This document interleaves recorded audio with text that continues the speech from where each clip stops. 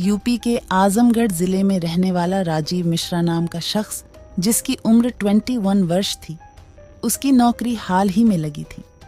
पहले उसका परिवार राजस्थान में रहते थे। बाद में जब राजीव का ट्रांसफर हो जाता है तो वह लोग यूपी चले आते हैं। घर में राजीव सबसे बड़ा बेटा था।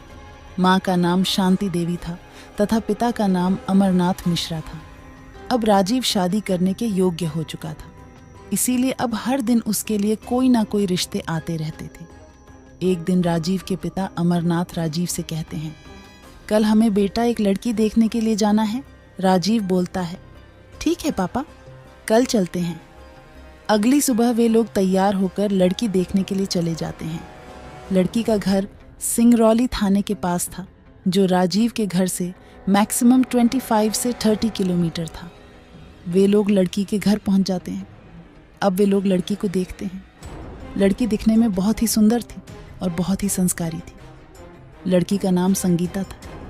वह बीए कर चुकी थी। दोनों लड़का लड़की एक दूसरे को पसंद भी आ जाते हैं। अब यहाँ से राजीव और संगीता की बात शुरू हो जाती है। वह दिन रात फोन पर लगे रहते हैं, दिन रात बात करते थे। राजीव और संगीता की शादी की डेट 15 फरवरी दिन बृहस्पतिवार 2023 को निकली। शादी के 10 दिन पहले राजीव को अपनी ड्यूटी के लिए आजमगढ़ जाना था। वह ट्रेन से आजमगढ़ चला जाता है और वहाँ उसकी ड्यूटी की ट्रेनिंग होती है। अब जब वहाँ से वह लौट के आ रहा था, वह बहुत खुश था कि अब मैं घर जा रहा हूँ, अब मेरी शादी होने वाली है। अब जैसे ही ट्रेन का स्टेशन आता है, वह जल्दी उतारने के लिए निकल जाता है। ट्रेन धीरे ही हुई थी। वह एक्साइटमेंट के मारे जैसे ही नीचे उतरता है, वैसे ही उसका पैर फंस जाता है और वहाँ एक खंभे से जोर से टकरा जाता है, जिससे उसके सर से बहुत खून निकलने लगता है और आंख के पास से भी बहुत खून निकलता है। अब उसे तुरंत आसपास के लोगों ने अस्पताल में भर्ती कराया। अब संगीता के परिवार वाले भी तुरंत वहाँ आ जाते हैं। डॉक्टर ने उसे इमरजेंसी वार्ड में भर्ती कर रखा था। अब उसके सिर का तुरंत ही ऑपरेशन होता है। अब डॉक्टर बाहर आते हैं तो बताते हैं कि आपके लड़के की दोनों आंखें चली गई हैं। अब वह कभी देखा नहीं पाएगा। वह बताते हैं सर पर गहरी चोट आने के कारण खून आंखों पर चढ़ गया। इसी कारण इसकी आंखें खराब हो चुकी हैं। अब यह कभी देखा नहीं सकता है। राजीव के माँ बाप बहुत रोते हैं। अचानक से राजीव की माँ को चक्कर आ जाता है और वह नीचे गिर जाती है। राजीव की माँ को ब्लड प्रेशर की बीमारी थी। डॉक्टर ने कहा 25 दिन भर्ती रखने के बाद हम इन्हें छोड़ देंगे। राजीव की माँ जैसे ही राजीव को देखती, वह बिलक बिलक के रोने लगती। अब राजीव की माँ बहुत बीमार हो जाती है, जिससे कि उसकी मौत भी हो जाती है। अब राजीव के परिवार पर मुसीबत का पहाड़ टूट पड़ा था। अब राजीव को भी ज्यादा कुछ याद नहीं रहता था। 2 से 3 महीने बीत जाने के बाद राजीव के पापा संगीता के वहां जाते हैं और बोलते हैं, क्या आपको शादी करनी है? क्योंकि मेरा बेटा अब अंधा हो चुका है। वह बहुत रोने लगते हैं। संगीता के घर वाले मना नहीं करते हैं, क्योंकि राजीव की सरकारी नौकरी थी। इसीलिए संगीता के घर वाले राजीव के साथ संगीता का रिश्ता तय कर देते हैं और 2 से 3 दिन बाद शादी का फंक्शन रखते हैं। 5 जून को संगीता और राजीव की शादी हो जाती है। अब होती है असली कहानी की शुरुआत। राजीव, जिसे कुछ भी दिखाई नहीं देता था, वह अपने कमरे में बंद पड़ा रहता था। संगीता अपने पति के लिए बहुत चिंतित रहती थी। एक दिन संगीता को नहाते हुए उसके ससुर अमरकांत ने देख लिया। अब उसके अंदर का हैवान जाग जाता है। अब वह अपने दिमाग में बहुत ही खुफिया प्लान बनाता है। अब उसे अपने बेटे की चिंता बिल्कुल नहीं थी। वह बाजार जाता है और वहां से बेहोशी की दवा ले आता है। शाम को जब दोनों ससुर और बहू खाने के लिए बैठते हैं तो अमरकांत अपनी बहू से कहता है, बेटा मेरे लिए थोड़ा सा अचार ला दो। अमरकांत की बहू तुरंत चली जाती है। अब अमरकांत शीशी से बेहोशी की दवा निकालकर संगीता के खाने में मिला देता है। अफवाह अचार ले आती है और अपने ससुर को दे देती है। अब वह धीरे धीरे अपनी बहू को देखा।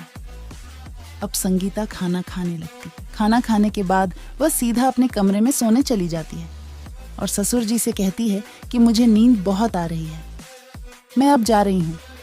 सोने के लिए तो उसका ससुर कहता है, जाओ मैं भी सोने के लिए चला जाता हूँ।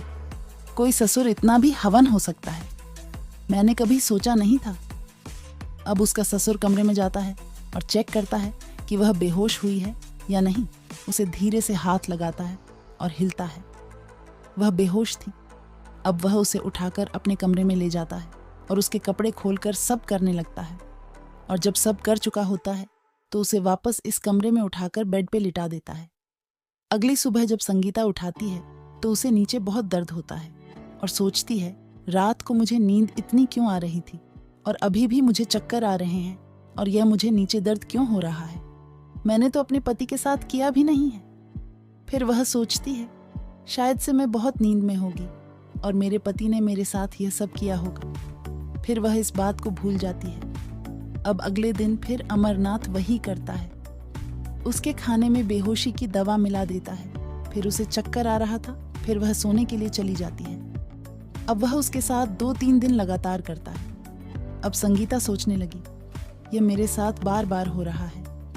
फिर वह अपने पति से पूछता है। उसका पति बहुत सदमा में था। वह कुछ नहीं बोलता है। अब संगीता अपने ससुर पर शक करने लगती है। अब जैसे ही रात होती है, इस बार संगीता से वह अचार मांगता है तो संगीता अचार लेने के बहाने अंदर जाती है और चुपचाप अपनी ससुर को देखने लगती है। वह उसके खाने में कुछ मिल रहा था। अब देखकर बहुत ही दंग रह जाती है। अब वह जाकर ससुर को अपने अचार दे देती है और बोलती है, बाबूजी मैं खाना लेकर अंदर जा रही हूँ, मैं आज अंदर ही खाना खाऊंगी। तो उसके ससुर ने कहा ठीक है। अब वह खाना अपने कमरे में ले जाती है और डस्टबिन में फेंक देती है। उसका ससुर जाता है और सोचता है अब खाना खा ही लिया होगा। अब उसे जैसे ही उठाने की कोशिश करता है वैसे ही उसकी बहू उठाती है और उसे कस के तमाचा मारती है। अमरनाथ दंग रह जाता है और उसे पकड़ लेता है और कस के उसकी छोटी खींचता है और बोलता है, अभी तक तुझ पर मेरी दवा का असर नहीं हुआ। उसे मारता है और उसे बांध देता है और उसके मुंह पर टेप चिपका देता है। अब वह उसके साथ जबरदस्ती करने लगता है। अब दिन पर दिन उसके साथ करता जाता है। अब धीरे धीरे उसकी तबीयत खराब होने लगती है। उधर संगीता के ससुराल वाले सोचते हैं, मेरे बेटे ने इतने दिनों से फोन नहीं किया और वह फोन भी नहीं उठा रही है। तो उन्हें चिंता होती है तो वह अमरकांत के पास फोन करते हैं। अमरनाथ कहता है वह दोनों शिमला घूमने के लिए चले गए हैं। तो संगीता के घर वाले कहते हैं, हमें बताया भी नहीं और शिमला घूमने चले गए। फिर 8 से 15 दिन हो जाते हैं। वह फिर अमरनाथ के पास फोन करते हैं। अमरनाथ बोलता है, अभी तक नहीं आए हैं। यह बोलकर वह फोन काट देता है। अब संगीता के घर वालों को बहुत शक होता है। वह अमरनाथ को बिन बताए चले जाते हैं और बाहर से खिड़की से चाहते हैं तो देखते हैं कि उनकी बेटी बेहोश पड़ी है। वह सब समझ जाते हैं और तुरंत ही पुलिस को बुला लेते हैं और अमरनाथ को पड़वा देते हैं। और संगीता अपनी माँ के गले लगाकर बहुत रोने लगती है। संगीता के घर वाले संगीता से कहते हैं, हम तुम्हारी शादी बेटा कहीं और कर देंगे, यहाँ से चलो। तब संगीता रहती है, मैं इसे प्यार करती हूँ, मैं इन्हें छोड़कर कभी नहीं जाऊंगी। फिर वह खुशी खुशी अपने पति के साथ रहने लगती है। अब धीरे धीरे राजीव का दिमाग भी सही हो रहा था और उसके ससुर अमरनाथ को आजीवन कारावास की सजा सुनाई दी जाती है। चलिए दोस्तों, मिलते हैं किसी नए क्राइम स्टोरी में। और हाँ, हमारे चैनल को अवश्य सब्सक्राइब करें ऐसे ही क्राइम स्टोरी के लिए।